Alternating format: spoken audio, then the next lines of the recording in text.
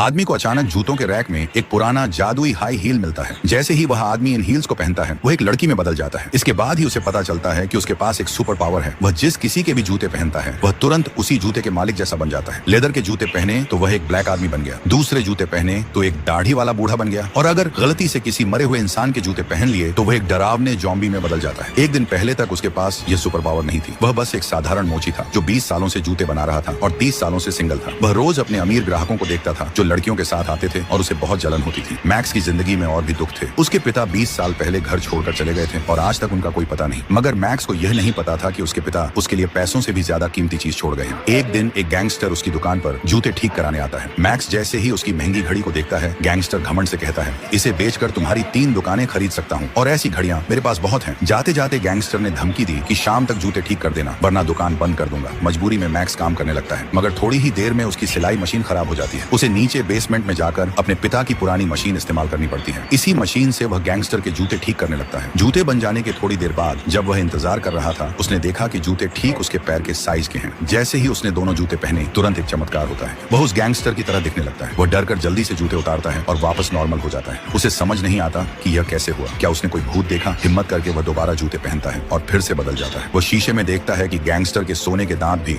ठीक उसके मुंह में आ गए हैं। जल्द ही मैक्स को राज पता चलता है। जिस किसी जूते को उस जादुई मशीन से सिला जाता है उसे पहनने पर वह जूते के मालिक का रूप ले सकता है। यह पता लगते ही मैक्स दुकान से और भी जूते उठाता है और उन्हें उस मशीन से सिलने लगता है। अब उसकी जिंदगी रंगीन हो गई थी। वह अलग अलग ग्राहकों के जूते पहनकर उनका रूप लेने लगा। एक ब्लैक आदमी के जूते पहनकर वह रेस्टोरेंट में गया और बिना पैसे दिए वहां से भाग गया। मगर ये सब तो छोटी मोटी शरारतें थी। रात में खुश होकर वह सोचने लगता है कि वह इस सुपर पावर से और क्या कर सकता है। दिन में जब मैक्स ने अपने एक ग्राहक की सुपर मॉडल गर्लफ्रेंड को देखा तो उसके दिमाग में एक नया आइडिया आया। उसी रात मैक्स उस लड़के के जूते पहनकर उसकी गर्लफ्रेंड के घर में घुस जाता है और उस समय वह नहा रही थी।